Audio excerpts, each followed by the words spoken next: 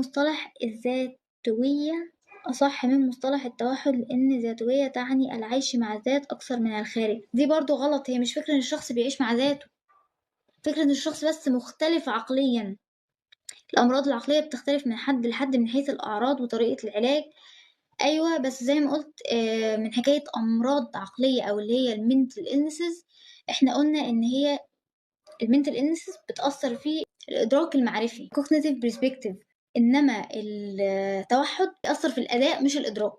تمام؟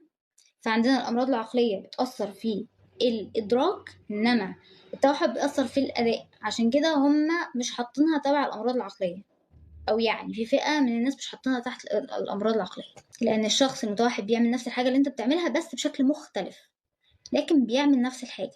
الذاتوية بس هي تاني، الذاتوية دي هي مش فكرة إن الشخص المتوحد عايش مع نفسه بس، غلط جدا برضه. هو بس بيتصرف وبيفكر وبيأدي إن هو يعمل تصرفاته، يعني اللي هو الاستقبال والإرسال، بشكل مختلف عن الشخص العادي.